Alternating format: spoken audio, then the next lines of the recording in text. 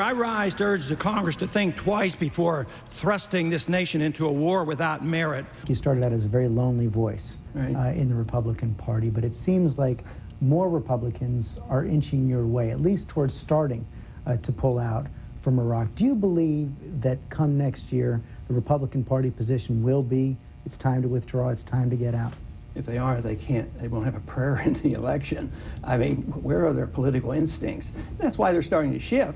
I mean, we'll take them any way we can get them, support for a more sane foreign policy. You would completely pull out of the Middle East. The main motivating factor of the hostility of this country, I've said it before, it's absolutely true, is our presence in the Middle East. The sooner we get out of there, the better. Have you ever read about the reasons they attacked us?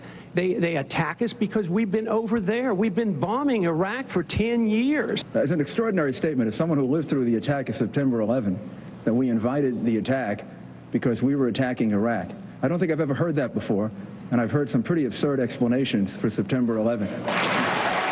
Rudy Giuliani said you didn't know what you're talking about. Well, that revealed a bit of lack of knowledge, to put it mildly, on his part, because there's been so many books. Our CIA defends my position. The 9/11 report defends my position. Paul Wolfowitz defends my position. So no regrets for what you said? Well, no, but he was demagoguing. Everybody saw through that. He was the great patriot, and he was trying to say, I'm blaming America. I'm blaming bad policy. I'm not blaming our victims. So you think Rudy Giuliani knows better than what he said?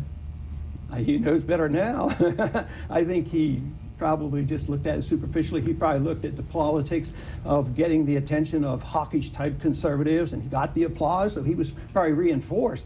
But I'll bet you the week later he wasn't nearly as reinforced, because they're using different language now, the general Republican leadership, on this whole issue. But President Bush says if we retreat from Iraq, Al-Qaeda, all of its allies are going to attack us here at home. Well, I disagree. He believes that, and he believes it sincerely, but I don't think he's correct on that, because I think we have done a great service to Osama bin Laden inadvertently, because it's a recruiting tool for him. But what has happened to us? We have become isolated from the world.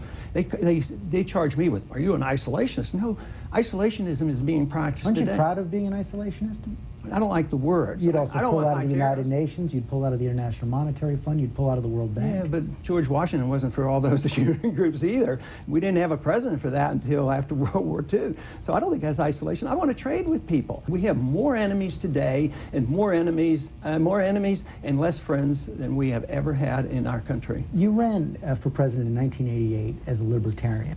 The Libertarian Party and the Libertarian message offers a choice. It offers a choice for the American people not to have to vote for the lesser of evil. You're running as a Republican this time. Why?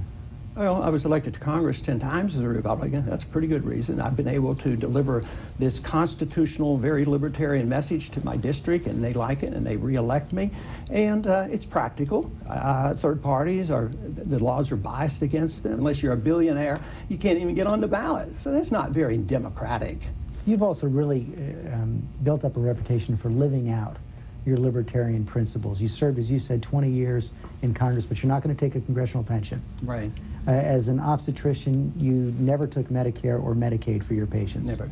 You didn't allow your children to take student loans for college?